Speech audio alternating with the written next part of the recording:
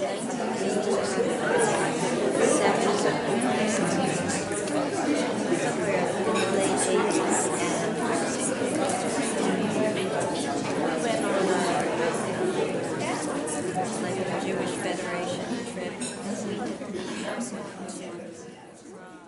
evening, everyone.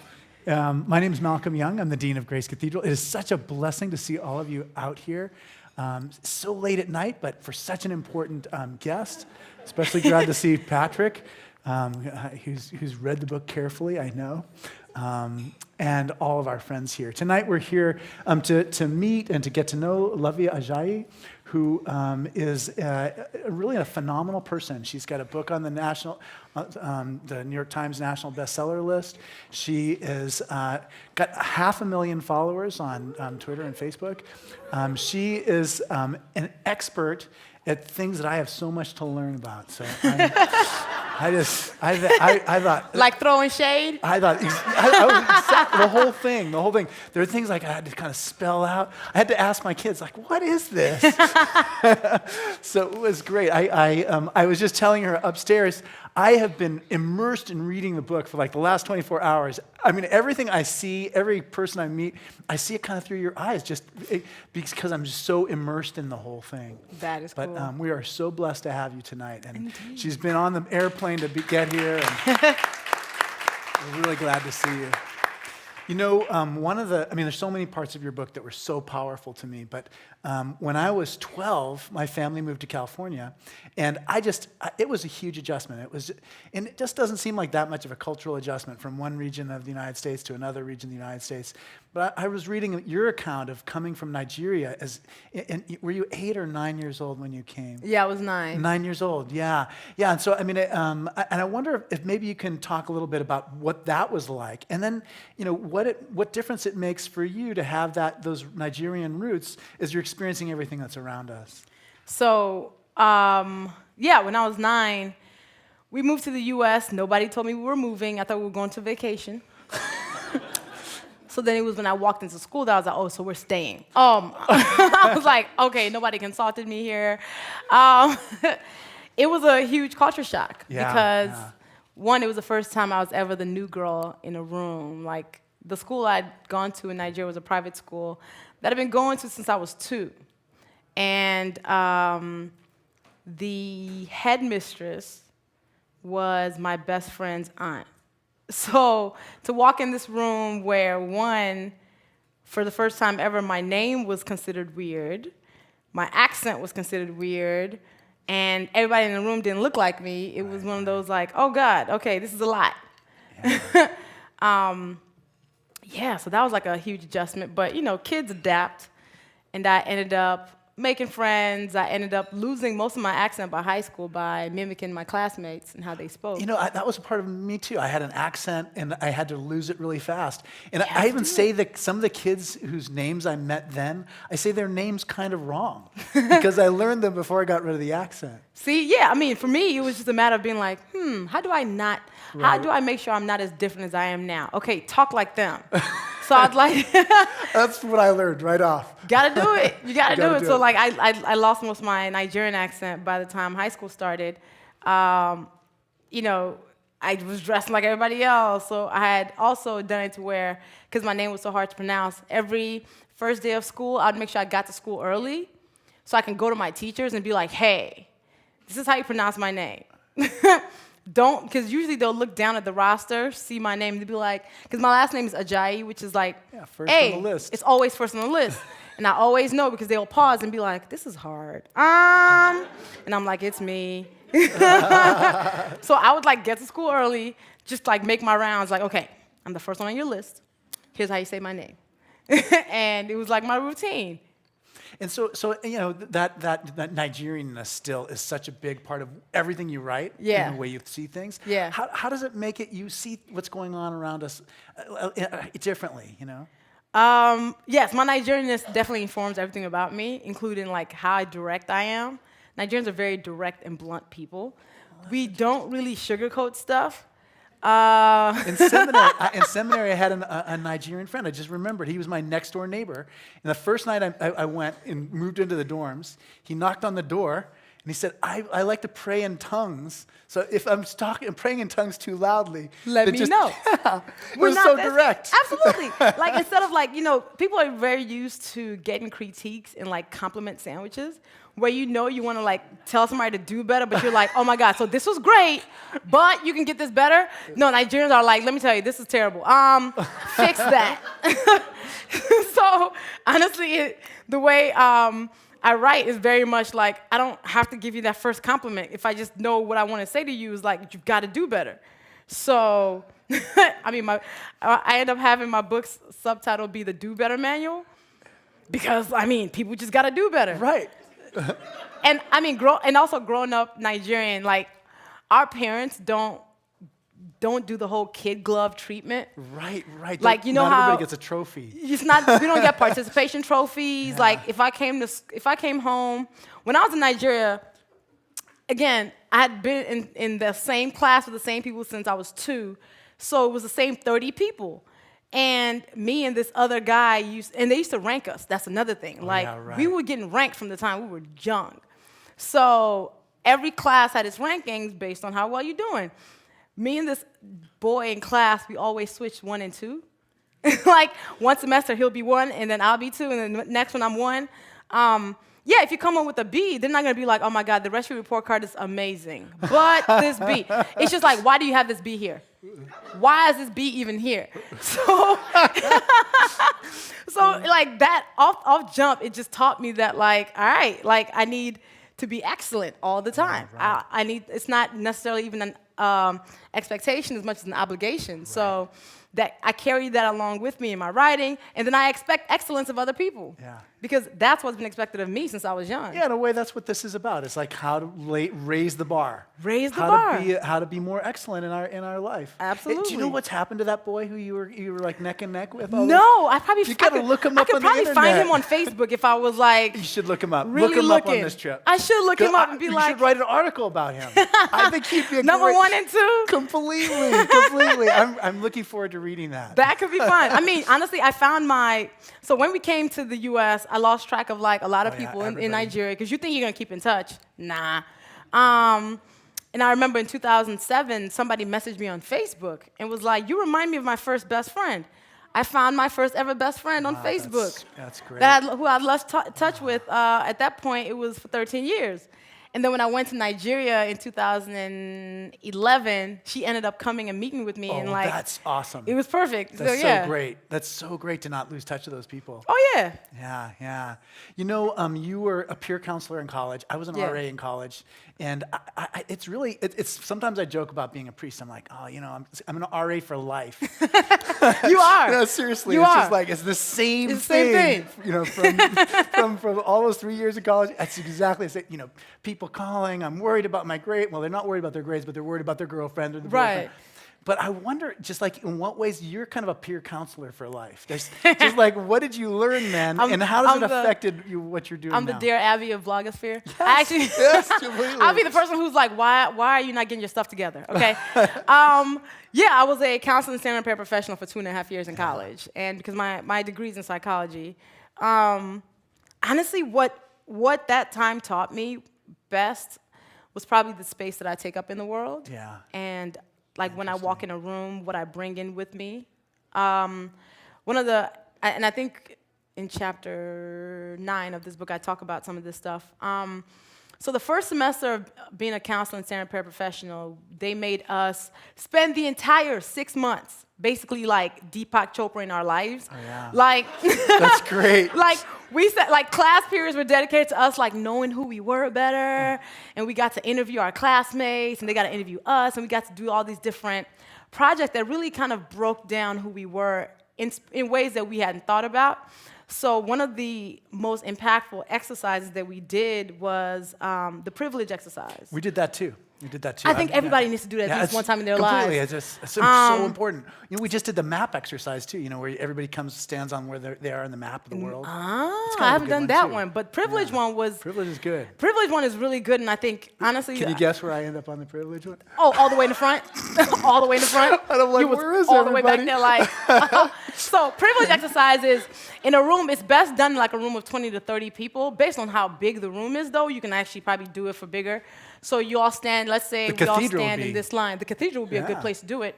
You stand in a straight line to start, right? So the moderator will read a sentence. You either step forward, step back, or stay in the same place.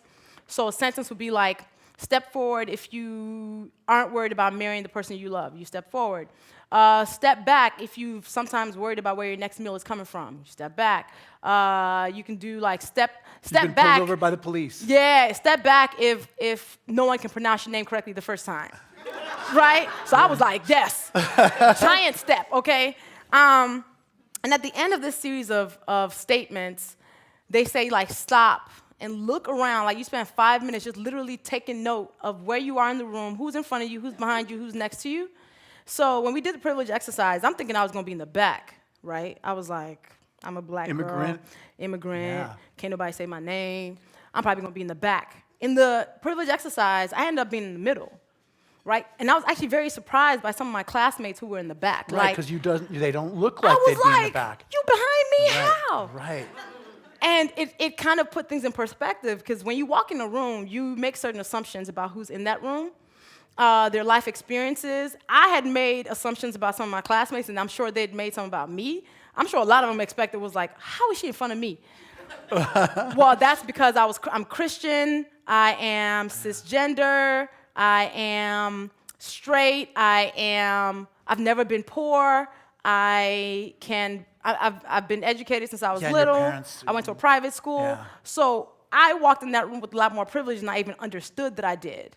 And some of the people behind me were gay, or they had grown up very poor, or were in a safe sex relationship. And all of that together put them behind me in this privilege exercise. And of course, the people who were all the way in the front, straight white men, I was like, I needed binoculars to see them, like, y'all all the way.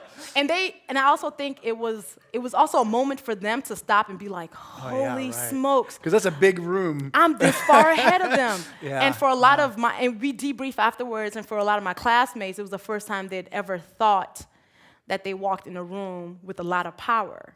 Right? So for us, I think that was like a very life-changing exercise for me too, just because it let me realize that even though I am a double minority, black and woman, because of my background and my class and my religion, I have a lot of power also. So that was one of those exercises that everyone was like in tears afterwards, because you realize like, oh my God, I hadn't thought about myself in the space that I occupy in this way. Well, also, it sounds like it just brought you together with so many different people. And I think that's part of the appeal, is just, you're writing about your own social location, but you are really curious about what other people's social locations are, and you have experiences with them to be able to talk about them, write about them, et cetera. Yeah, I mean, honestly, defining privilege changes a lot of people just in how they think about the world too, because people think about privilege as in luck, like, oh my God, or things have been handed to you, and you think, well, I've worked hard, so I don't have a lot of privilege. No, a lot of us have more privilege than we think we do. Like the fact that, honestly, when we are born in certain circumstances that we have nothing to do with, have either put us ahead or behind, that is something that we need to acknowledge. And acknowledging our privilege is not saying, like, I'm better than you. Right.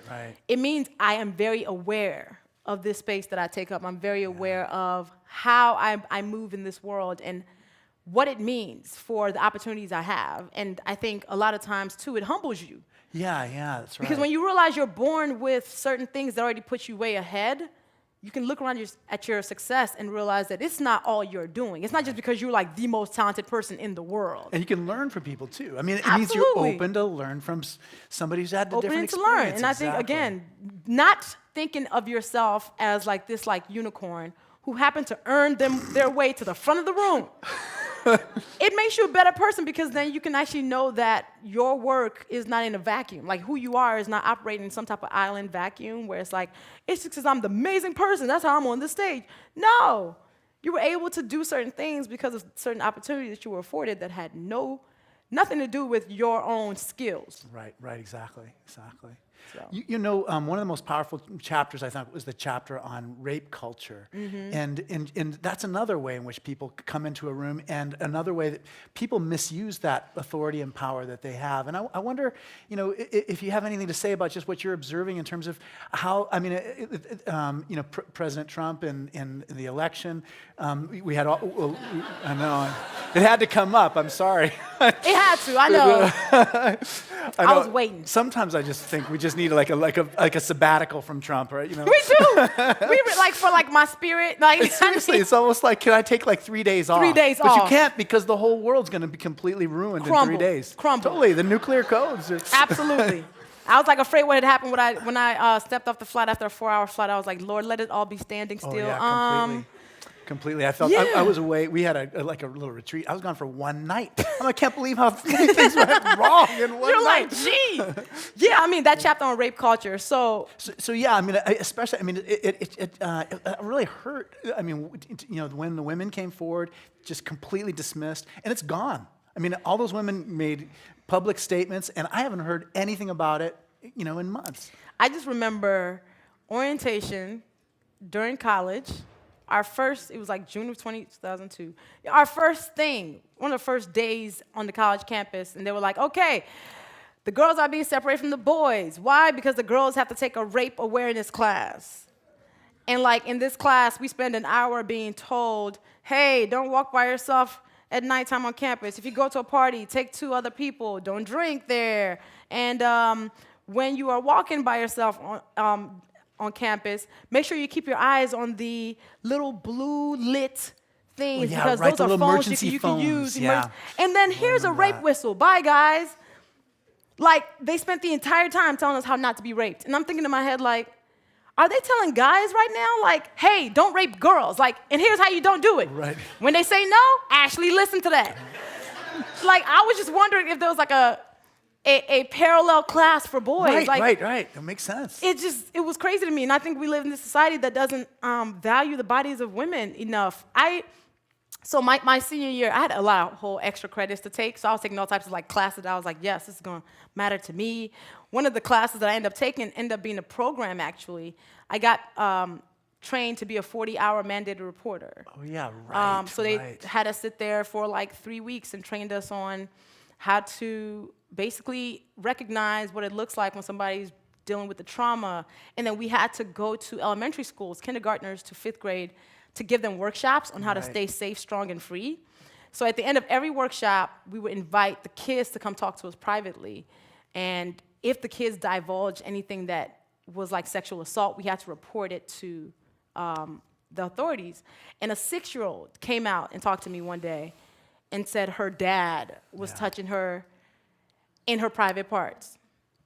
And I was like, and then I was shocked because he was actually in jail for it.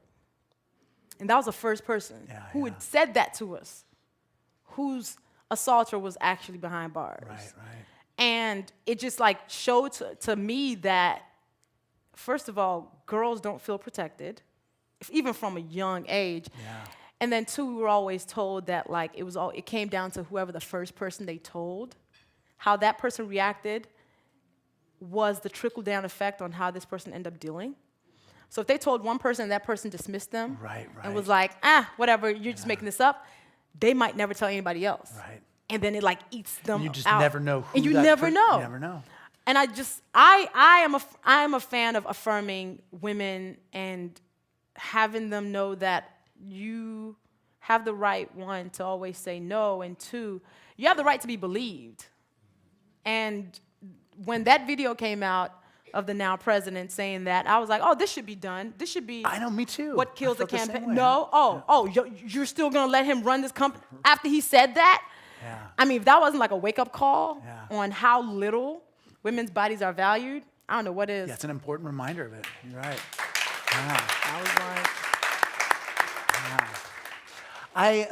like, some of the things that you write about the internet are so interesting to me. Just because, you know, I'm a little bit older, and so I have a kind of a different experience of it all. And, you know, so I was just kind of joking around the office today. I'm like, gosh, how did she get to be an internet celebrity? I do not claim internet celebrity. Let the record show. Oh, all right. So you didn't at all. But for me, that you're the closest thing to an internet celebrity who ever gonna cross my path, and this is my big chance. That sounds like Bitcoin. Like Bitcoin. Like, what does that mean? Like, yeah, right. I have questions about Bitcoin too. Me too. I don't understand Bitcoin. We're gonna get the Bitcoin guy in here. I can't touch it. I don't understand it. I don't get it. Like, so what is the first post you remember making, or like, how did it evolve? I mean, how did you start writing a blog? How did people start noticing it? How did how did this whole thing happen? Okay, so I've been blogging for 14 years now. That is the only time I'm a veteran at anything. So that's like 2002. 2003. 2003. So it was my second semester of college, and my friends were like, "You should start a weblog," and I was like, "Okay." So I went on Zanga. Oh yeah, right. Back in the day, for real. Yeah. That is. I went on Zanga and I started this blog where I was just talking about my college life. The cool thing is I have my entire college career documented. That's awesome. In Comic Sans That is so posts. awesome. Exactly. Yeah. Oh, that's terrible. Right. Yeah. So you can change the font. I can change the font. No, but that's how I knew it was bad. Like after I deleted the blog and I saved all the posts, it was all in Comic Sans, and I was like, "Oh God, I didn't know better." So I deleted it after I graduated in 2006, and I started a new blog, which became awesomelyluvvie.com, where I was just talking about celebrity culture. So when did you start that? August 2006. Okay. So it turned 10 years old last August. And I was just talking about randomness, celebrities, less about me because I was born at that point. I didn't have a job. I had just graduated. I was like, there's no story here. So I was just talking about what was happening elsewhere. And even when I did finally get a full-time job, I kept blogging. Like I'd come home at 6 or 7 and blog from 7 to 9. And it was just nothing that I thought anything of. It was just something that I thought was fun. Right. I was a columnist when I worked for the when I was at school too. So you have that journalist part of you. A little bit, but again, what's funny is I've been the same person for such a long time. Right? When I was an advice columnist for the school paper, well, that's great too. I wrote things basically that I was like, okay, here's how you don't get kicked out of school, right? Go to class, all right? And I read some of that stuff, and it reads very much like me now, college version. Yeah. But yeah, my blog basically started taking on a life of its own. 2009, I won my first award for it, and it was the Best Humor Blog Award. And I didn't even realize my blog was popular. I'm like, oh, people are actually reading this. Right. Cool. It's because it wasn't recorded how many people were. I think I recorded, but I never checked my stats. Yeah. I was just like, I just thought it was like me and my friends reading it, and they thought it was cute, and I thought it was cute. And then I won that, and I was like, oh, that's cool. And then April 2010, I got laid off my full-time job. And that's the last time I had a full-time job. Essentially, it was kind of like the universe pushing me to take the leap of faith. I wasn't going to take It seems like myself. a terrible disaster when it happens. Yeah, I was like, it turns oh, out man. the best thing for you. I was like, I need benefits and insurance. What am I going to do? Exactly. Blogging can't do that. So I fought the idea that this writing thing, this blogging, I fought it tooth and nail. I was like, okay. It's your calling. It took me a while to realize that. Yeah. It was kind of like God had to grab my face and be like, yo, you're not paying attention. I'm trying to tell you something here. Because I would go on LinkedIn and look for jobs. I did finally get a job, I think in 2011. It was I was going to be doing social media strategy for a global brand. Oh, yeah. Good pay. Day one, I go in my slacks. First of all, I didn't put that on a year and a half. And then by 1 p.m., the walls were closing in on me. Oh, yeah. And I went to slide out my chair under the table. That's when I was like, okay, so let's see if this writing thing can work, because this is not going to work. So I worked till 5 p.m., and then I sent them an email that was like, yeah, about that, not going to come in tomorrow or the day after. Yeah. So thanks for the opportunity, though. So that's the last time I had a full-time job in the office. Right. That's great. And the writing finally became something I took serious because I realized the power of my words, because every time I would want to quit or be like, okay, go find another job, I would get an email from somebody who was like, I remember getting this email from somebody who said she was in the waiting room with her mom while her mom was getting chemotherapy, and the reason why she wasn't crying was because she was reading my blog. Yeah. And I was like, wow, I didn't even know that was this thing that I was doing. Okay. Yeah. And I'd get an email somebody said the first time they laughed in 6 months after having a depressive episode was reading my blog. So I was like, okay, who am I not to honor Right, completely. The this gift that and you've been understand given. that this is a gift that I need to kind of pay attention to. Yeah. So, What advice do you have for young people who want to follow in your footsteps?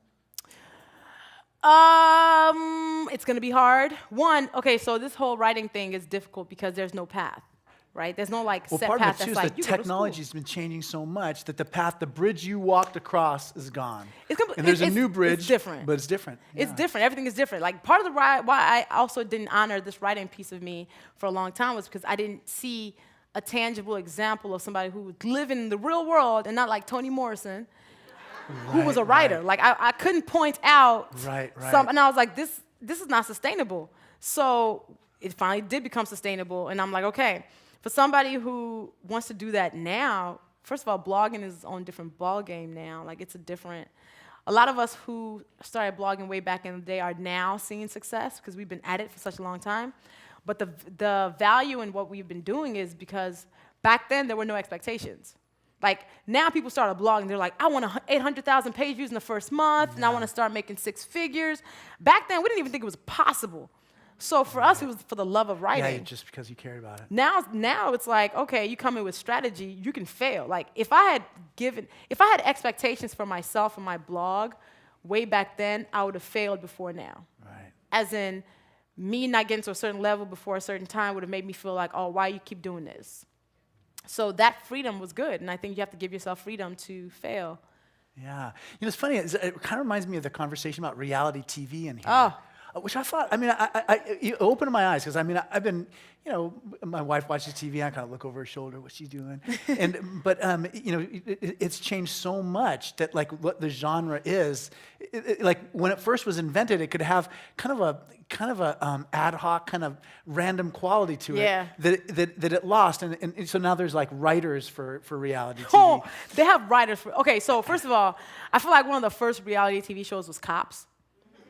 Think about it. Right, good point. It's like cops just chasing people. Right, exactly. But it's Throwing real them life. against cars and Right, stuff. throwing them against cars, and we actually watched this and loved it. Cops was actually lit. I love Cops. That used to be great. You'd be like, how long are they gonna run? Nowadays, I feel like Is if they were Cops running, still on TV? no, because I feel like those cops would have just shot them. Oh, yeah.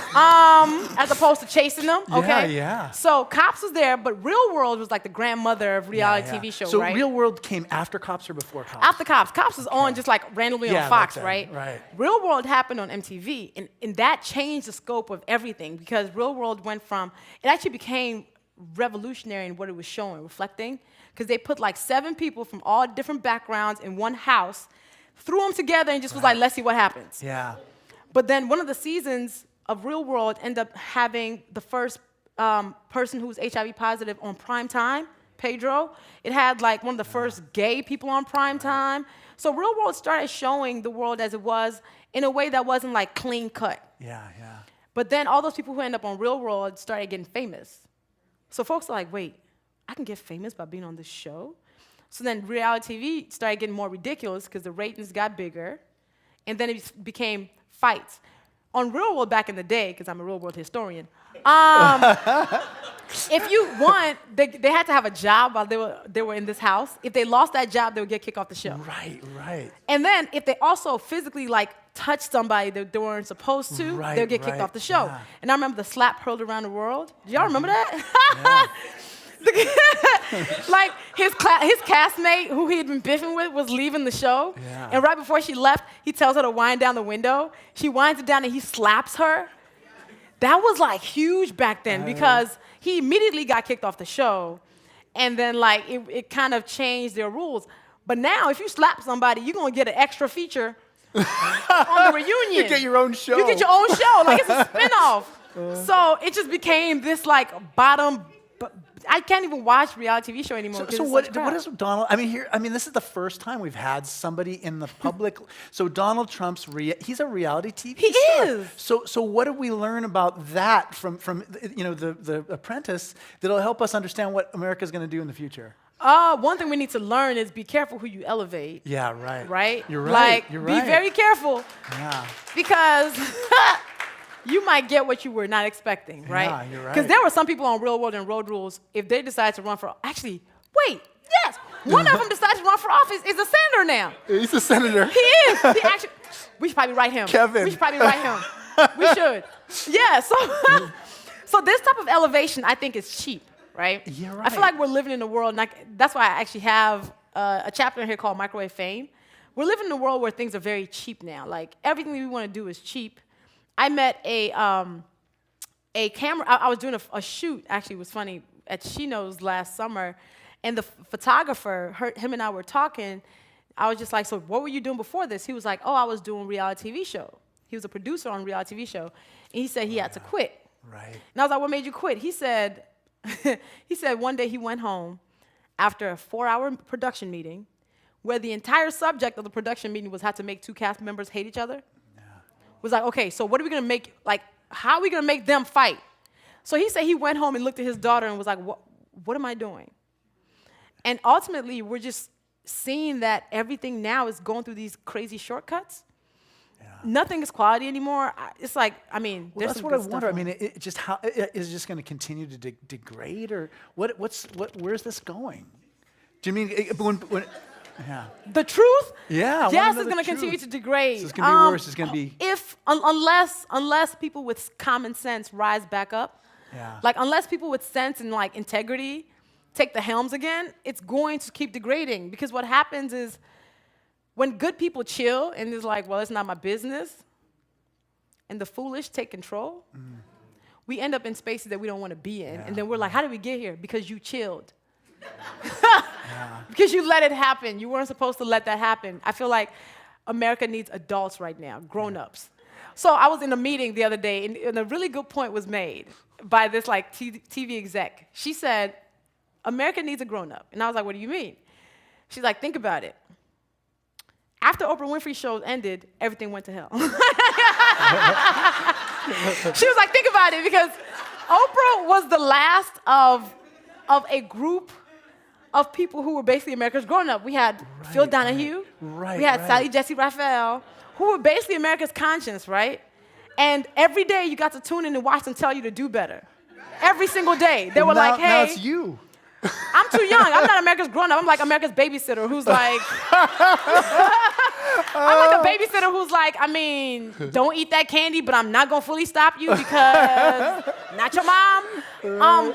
I feel like America needs a grown-up again. There's nobody on television every single day that's actually forcing you to do better. Let's make every you day. You're right. Every single day. Every like day. We had Oprah 5 days a week. We had Sally Jesse 5 days a week. Phil Donahue all over the place. And now who do you have? Ellen. Ellen is also the babysitter who lets you eat candy after 8 p.m. And she like has a dance party with you, and you're like, oh my God, I love Ellen.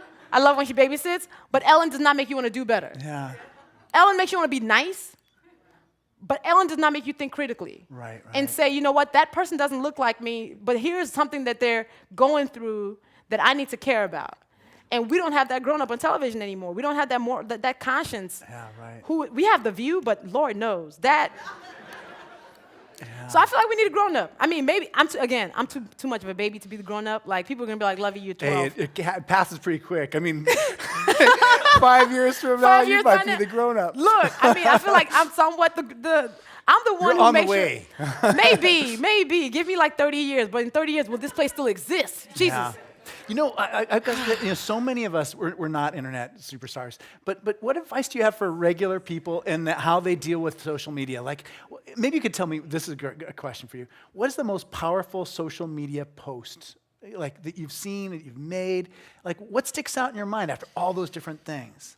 I just always think about the stories that people send me, like after I write any particular piece that really so it's hits personal, them. It's right to you. It's like Personal, the lady right in the to hospital. Me. Yeah, like, and I get those all the time that lets me know that people are listening, and I feel like people also need to, people are listening and want to be told what to feel and do, kind of in a way that's like, what can I do right now that's gonna help?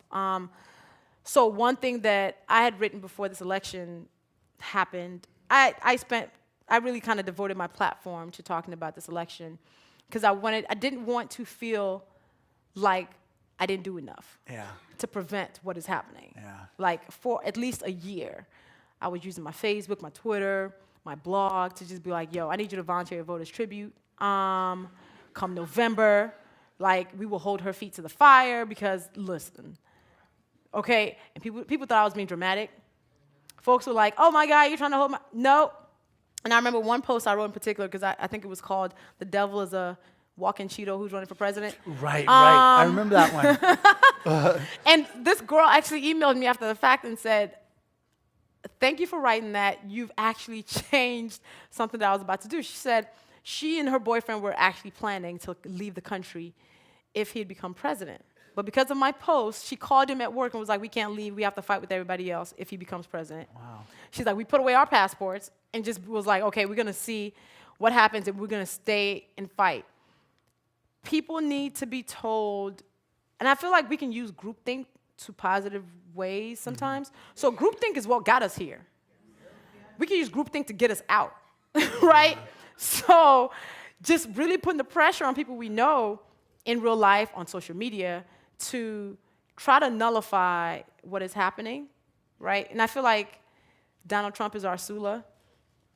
Now let me explain that. Yeah, right. Sula is my favorite book by Toni Morrison. Sula is the title character, and she brings chaos anywhere she is. Yeah. Chaos follows her. Like, if she's there, just know it's going to be ridiculous. But, so people used to try to just be the best version of themselves because they're like, Sula's too ridiculous. Like, I have to be really good. And then when Sula died, everything went crap. Yeah. Because there was nobody else to measure yourself to anymore, and there was no person who you were using as a measuring stick. Maybe he's our Sula. I feel like right now is when we are being challenged to be the absolute best version of who we're supposed to be.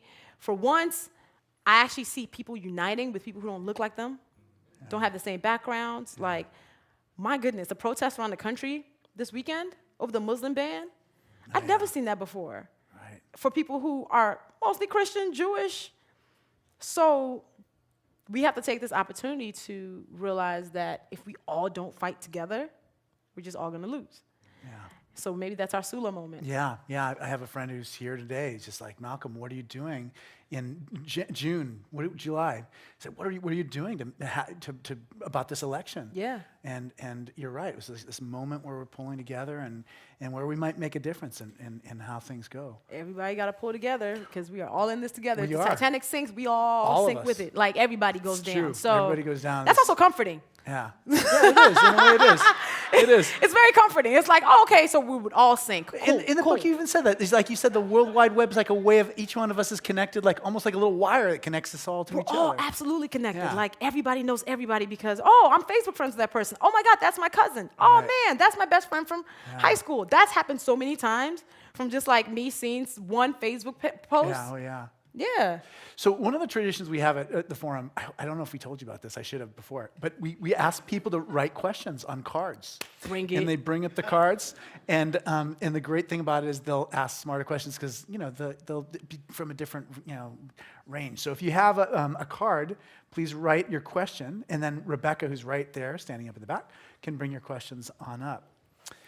So my daughter has such a different, my daughter's 15, turning 16 this summer. Okay. Son's 17. My son had to get Facebook because it was required for some club he was in or something. Of course. So he has that. So he's more like us. But she doesn't care about Facebook at all. But good. Snapchat. Oh. She thinks. So what is the deal? Like how's like the whole evolutionary process? Like, is her whole generation gonna be Snapchat, and then there's gonna be something else after that? I mean, how do you think things are going to go in the future with all these different things? The evolution of these social media tools is interesting. Exactly. I am an early adopter of a bunch of them. But I didn't use any of them. I would look at it twice a year, whether I needed to or not. Yeah. Yeah. So 2008 was when I started. I've been on Facebook since 2004, July 2004. Facebook started in February 2004. So Snapchat, funny enough, I'm also a social media strategist, but I hate Snapchat. Yeah. I see the value in Snapchat, but I hate it with the intensity of 1,000 suns. One, I think the interface is awful. Yeah, it's hard to understand. It's just like... It's like designed to make me not be able to work it. It's designed to frustrate you. Yeah, the 16-year-olds can do it, though. The 16-year-olds, which is like, if you mean it, you'll be on here. Yeah. For me, I also have to beat it into the heads of kids whenever I do workshops for them in high schools and colleges. That's like, hey, by the way, I know you think Snapchat is temporary. Nothing you post on the internet is temporary. Yeah. She gets that. She gets that, right? Yeah. Snapchat got sued a couple years ago because people realized that there was a server that was holding on to all these folders with your images and stuff. So it's important for them to understand that the internet is not private. And I always tell folks, don't post anything online that you wouldn't want to end up on a Times Square and in a billboard in Times Square. Just operate yourself like that, and you would actually be better for it. Because what happens is they end up losing jobs because somebody Well, that's screenshotted what I wanted something. to ask you too. It's just like, I mean, you have, one of the things you write about is just almost like your rules about privacy. Like, what is the part of you, what is the Luvvie that you share, and what is the Luvvie that's, just for your family and your friends, the people who are, physically in your life? Yeah, I am a private public figure in that a lot of things that I do very public, like I'm traveling all the time. I'll share that on Instagram story or Facebook.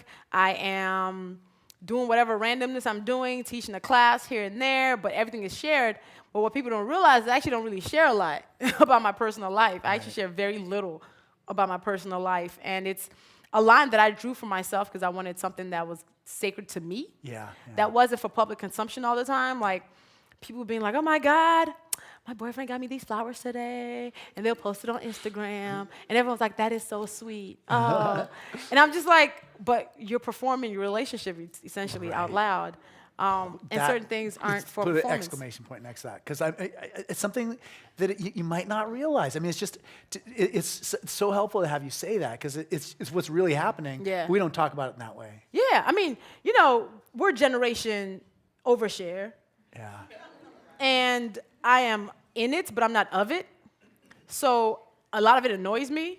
I'm just like, why are you telling people all this stuff about you? Like, some of it, there's a thin line between like vulnerability and overshare. So the vulnerability is like, great. Just sharing your story, sharing your struggles, great. Because oftentimes it might inspire somebody else to share their struggle and be more open about theirs. And then there's the overshare. That's just pointless. That's just like, I just want people to know all the details of my life. And you're just like, but why? And then what kills me is when they overshare and people are like, oh my God, and add opinions, and they're like, but like, I didn't ask you guys. You open the door to your house and then you wonder why I didn't come in. Yeah. I'm coming in and like eating some food. Like, go in your fridge, get some juice, sit down like I live there, because you invited me in. Oh, you didn't want me to come in, but you opened the door and like started playing good music? No. Well, that's part of what happened with me with social media when I first started. I wouldn't let anybody be my friend. I was like, come on. You were being on sorry, social media. You don't make the cut. On social media. Oh, yeah. On Twitter, I'm just like, I'm sorry. I don't quite know you well enough. But you know what, though? People email me every day, every single day. My Facebook, I allow followers. So I have a Facebook profile page, and I have a fan page. So my profile page is pretty public still, and I allow people to follow me. But everyone that requests me does not become a friend. I need to actually know you for me to add you as a friend on there. Right. I get emails every day from people who are like, hey, why can't I comment on your profile page? Did you block me? We were never friends. So people feel entitled to You're right. Well, it's partly people spaces. entitled, and from my perspective, just kind of ignorant about how it works. You don't have, see, like I tell people. Maybe I'm the only one who's my ignorant. social media is not a democracy, it's a dictatorship. Yeah. So, like, I definitely operate like that, where it's like no one is entitled. This one person on my fan page today felt entitled to be able to comment on my fan page and was like just being really derailing the conversation. And I was like, you should go away. And then she was like, no, I'm not going to go away. So I blocked her because I was like, I have the mic here. She sends me a long message via email. And I was like, are you big mad or little mad? That was my response, which probably really hurt her feelings. I'm so petty. The other dean told me when I get bad letters and email, I should just write back a short line saying, you may be right. That's it. That's it. No, and they're like, yes. So this is a great question. The comments on your posts on Facebook are always brilliant and hilarious. Mm-hmm. Why do you think you've been able to develop such a great online community? Oh my God, seriously, the comment section of my blog and my Facebook and my Twitter. If you ever want hope in humanity, go there. Because most websites, they tell you never read the comments. I know. Never read it's hurt my feelings so badly. You want to read the comments on my platforms, Yeah. It's by design. It's because over the years when me saying this dictatorship actually comes in handy, I set the tone for what happens on my platforms. And my audience is so engaged and so plugged in that they've also continued that going. So they're very smart, very thoughtful, hysterical. Like, they're so funny. People of all backgrounds. Yeah. on my platform just having a good time no matter what topic we talk about. And if one ridiculous person slips through, it's already handled before I get there. Yeah. I show up like, oh, you guys got it. All right. And it's because I've honestly made a very conscious effort to create a community on All Might Social that, one, feels inclusive, two, is not going to stress people out like the rest of the internet does, and reflective of my values. So I let people know off jump, like, if you come on my platform talking crazy, talking hateful, you will be banned. It's not one of those things that where I'm like, oh, I'm gonna let it go just so I can get more comments. No, because I feel like one terrible comment can derail an entire great conversation. You're totally right. You're totally right. So I just like delete. Oh, I love that. Yeah. And I like that the way, too, is it's just like people imitate what you're doing. They do. The way you talk They is absolutely going to do. set the standard for how everybody else. They do, and I test it out sometimes. Like if I write a blog post where some blog posts, I'll make it a point to curse, and I'll watch my comments. There'll be more curse words in the comments. If it's a blog post where I don't curse at all, nobody else curses in the comments. So it's a very clear showing that they are following my lead. Yeah, right. So I set the tone. Here's a great question. I can't wait to hear your answer on this. As Nigerians, we're taught to be doctors, lawyers, engineers, or some high-paying job. What was your parents' reaction to quitting your job and blogging full-time? So You could always pass, by the way. No, this is you good. You got the microphone. So when I started college, my major was psychology pre-med, and then first semester of college, I took chemistry and got the first D of my academic career, and I actually made an effort, which I don't. Okay, and I was like, okay, so yeah, me becoming a doctor is not gonna happen because I don't even like hospitals, and this D in chemistry, no. So I dropped the pre-med, but I didn't tell anybody. Yeah. Wow. I didn't tell my parents. They showed up to graduation and realized my pre-med was gone. Because I am that person who's like, they're not going to notice. And at that point, you know, I had done college in 4 years, had a good GPA. I think my mom had basically let go of the reins. Yeah. At that, well, she I mean, was just in like, a way, you see, as a parent, you see the person starting to thrive in their own way, and you don't feel like you have to control everything. Hands off. At that point, they were hands off. And then, you know, me blogging, I still had a full-time job for most of the time. She thought I was playing on the internet, which fine. You have a full-time, you're not asking me for money, I'm good. Yeah. You good. So she didn't question me. But I think it got really real. Like this whole writing thing, again, was not something I discussed. I just did it. And it got real for her when I was like doing press coverage next to the BBC at the Oscars 2012. And I was backstage, and my sister texted me, because I was backstage. The rest of the journalists are over there like filing their deadline stuff. I'm over here eating shrimp, and because Wolfgang Puck catered, and I was over here like, I wasn't doing no work. I was just back there like eating all the food and desserts. And and I was supposed to be live tweeting, mind you. My sister texts me and is like, hey, mom just called me and said she hasn't seen a tweet from you in 20 minutes. She knows about Twitter? Stop! So for her, that's when it was kind of real that like I wasn't just playing on the internet, that I actually was getting access into rooms that other bloggers were not. Right. Like constantly getting this type of access. So again, I didn't ask her for money, so she figured I was doing okay. I wasn't selling drugs or anything, so hey, do you. Here's another question. What are your thoughts on celebrity opinions like Kanye West, Common, and Pharrell, who think the black narrative is no longer relevant? First of all, one, I firmly believe that if you have a platform... Do you want me to answer that one? I'm just kidding. I firmly believe that if you have a platform, you should definitely use it for bigger than like talking about how much money you got and all that stuff. But then there's the Kanyes who make you regret that thought because you're like, you should just shutting up is free.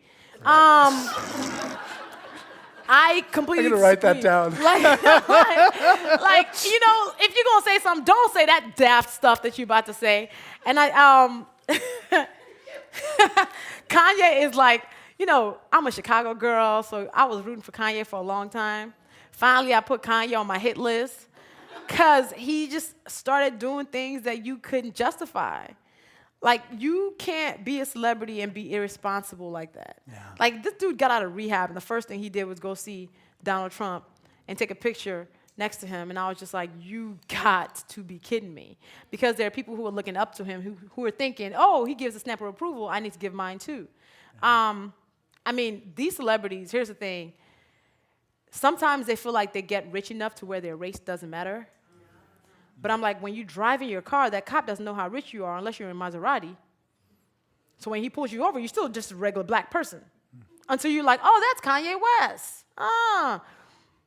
People should not let their money forget, like, the state of affairs for most other people. Like, fine, you can get rich enough to where you can actually transcend your race, where people are like, oh, man, you're black, it doesn't matter, you're super rich.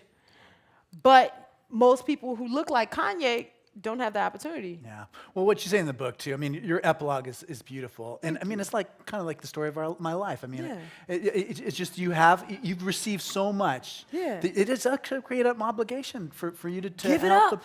Help somebody else. Absolutely. Yeah. Give it up. I feel like we're all so very stingy about stuff. Yeah. So the other day, a day before the inauguration, I was feeling very anxious. So I was doing a closet purge 2 weeks before that, and I found a pair of Ivanka Trump pumps Oh, yeah. that I've never worn, that I must have been in my closet for like 4 or 5 years because I'm a shoe fiend, so I forget some shoes that I own. So I found these shoes, and I was like, oh, I can't wear these again, Yeah. or ever. So I decided to burn them on Facebook Live. So I had a very ceremonious 20-minute burning on Facebook of these shoes, because it took 20 minutes to burn. First of all, it was very comforting. And I did it in the rain. Okay, it's raining in Chicago.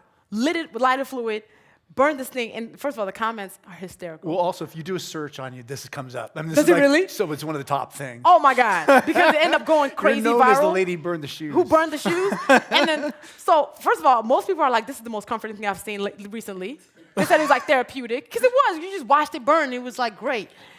It's very peaceful. It's very peaceful. It was like, oh my God, I feel like, yes. I should have thrown like a bag of Cheetos in there too. If I had prepared, okay, if I was ready. So the day after, I see a couple of comments on my post where people were like, you could have donated those shoes. There's a homeless woman who could have worn that to a job interview. And I was like, a pair of high red pumps. Some homeless woman is somehow without a job because I just burned these shoes. And I had to tell people, I was like, I give away easily 25 pairs of shoes every year, at least. These one pair of shoes, Right. I'm not if gonna I don't give away any of my shoes, you can then have that critique. But I give away 25 pairs of shoes every single year, at least. So I can burn these shoes. It's going to be all right. And if I'm going to give away some shoes to a homeless woman, there won't be some red pumps that are this high. Like, I'm pretty sure those are not the number one on her list of shoes she needs, okay? I'll give her the ones I'm wearing. Like, come on. This is a great question right here, by the way. So, when you are an ancestor, how do you want to be remembered? Ooh, that's 3 good. things, if possible. Oh, that's deep. Isn't that awesome? Oh, that's so See deep. what I mean? These are like genius things. Right That's here. deep. It's I've never deep. thought about, man, that's deeper than rap. Okay. Yeah. Honestly, I want my grandkids to be able to say, like, my grandmother was like a badass. I want my grandkids to be like, she was one of the people who spoke up in times when most people didn't. Yeah. Who actively tried to change the world in a really good way. So, like, when I'm not here anymore, I want people to think of me as the person who inspired other people to do better. Yeah. To, like, be the best selves they can. I like it. I like it. When the robots are in charge. When the robots are in charge, yes. So here's another question. Now, how does changing the energy from an outlet to an income affect your writing? That's good. So that was good too. Y'all are on point. These guys are, Oh, they're man, come through, Grace top Cathedral. stars. I know it. I tell you, you wouldn't have expected it, huh?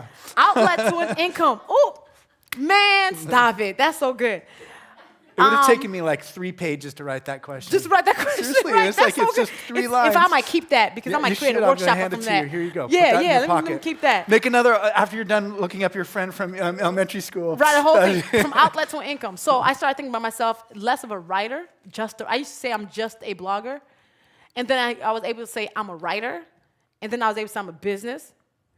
And now you're on the New York Times bestseller list. I'm saying, Yeah. you know, I finally LLC'd myself. That also helped because I stopped just being like, too. yeah, I created an LLC as opposed to just being me, okay?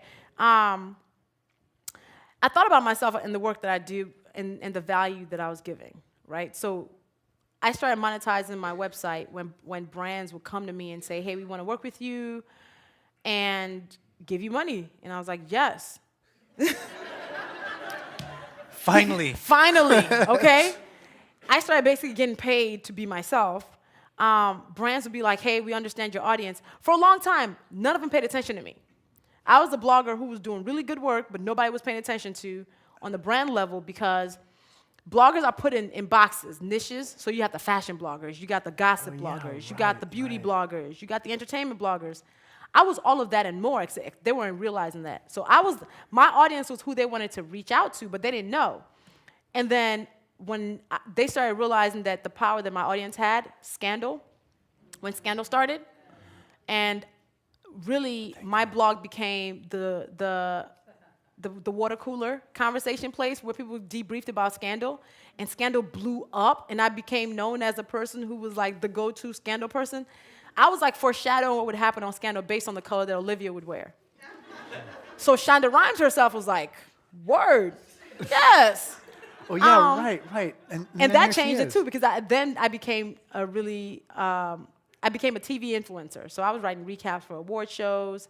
So networks would come directly to me and start being like, yes, get your folks to watch our show. And they would totally watch it if I loved it, because they had the same taste as me, because I know my audience. Understanding when to say no and walk away from stuff has also changed how I get my income, because people will start offering me chump change for a lot of work, and sometimes it's hard to walk away from any money. So you're like, you know what? Yeah, I'll say yes. Those times are the times when you feel the most cheated, because those people who pay you less than you are worth are the ones who also want to give you more to do, because they don't understand your value to begin with. So I started picking up that, okay, I need to stand behind what I'm worth. If I'm charging this money, say with an exclamation point, not a question mark. And if they say yes, they say yes. If they say no, peace. And there are a lot of times when I'll be like, nope, because you can't afford me. And they'll be like, yeah, we don't have any more budget. I understand. I respect that. And they'll expect something else. Many times, a month later, they'll come back and be like, we found more money. I bet you did. That's so interesting, because I mean, I think it's so helpful too. It's a great answer to the question, because there is that kind of business model and knowing the market and knowing that world that's also part of it. And it's just not just the content; it's also just how you carry yourself and what you offer yourself to do, and how do you commit yourself. Positioning is everything. Yeah. Positioning is everything in any type of business that you do, because if you are the person known for being cheap as opposed to being the person who's being good, then they'll always bring cheap stuff to you. Like now I tell brands that you're not putting me in a campaign with 30 other bloggers, because that's not gonna happen.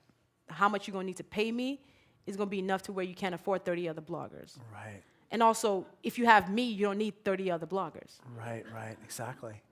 Oh, this is exactly what I was hoping I would learn when you came. I mean, it's like a whole other world. But there's a great question. This is kind of a summary question. We've got to wrap it up, because I want to get you sleep early and all that. We're going to sign books too. We're going to sign. Okay. We're going to sign make books. Sure I answer all this those is a questions. good one here. Here's this. It's what's in store for 2017 for your brand, and your blog. Isn't that a good question too? That is a good question. One of them I can't tell you yet. But it's just going to come out soon. It's going to drop any day now. Oh, well, gosh. But I think what is on par, I'm probably going to write a second book. I'm thinking I'm Judging You, America. I don't know. I feel like that was apt. I don't know. Honestly, this entire time, one thing that has pushed me through the years is I've never had really strong strategy about what my next move would be. I've kind of let what happened by just doing the things that I love in the moment. So, and seeing what falls at my feet. Right, that's what I've done up to this point. Even getting this book, the book came from an idea that after I got plagiarized, I was like, did some of us not get a limited edition handbook on how not to suck as humans? That's how I got the idea for I'm Judging You, book agent, all of it happened. So right now I don't have huge strategy for myself. The biggest goal I had set for myself thus far was hitting the New York Times bestselling list. Yeah. And That's I hit a big that the goal. week so that my book came out. for 2017. Do you have? I actually have not written my goals for 2017. Oh, well, one of them is to triple my income. Perfect. Put that down. That's one of the ones. The only one I've identified is I want to triple my income. Yeah. Anything after that, I don't know. I just I'm going to see what comes. Yeah, definitely. Yeah. We're so blessed to have you. You're going to be signing books in here. The books are for sale outside, just outside that door. There's a little Pete's Coffee concession, and then you'll be signing everything here. Signing books, yep. And you can find me on the interwebs. I'm everywhere at Luvvie. Yeah. I'm like super easy to find. Luvvie is my username everywhere. So thank you so much for coming to this talk, and I hope it was good for you. Yeah. And thank you for having me. Thank you for having Oh my me. God. Thank you so much. So our season, the forum season is just getting underway. So our next forum is going to be on Sunday, February 19th. And it's going to be an incredible forum. I'm not going to be leading it. Patrick, you're doing it, right? And it's going to be with the American Conservatory Theater. Carrie Perloff is going to be talking about 1,000 Suns.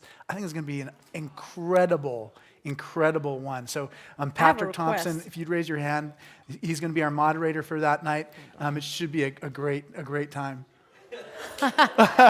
What's that? Wait, I'm taking a crowd selfie. All right, that's good. Everybody's in there. All right, super.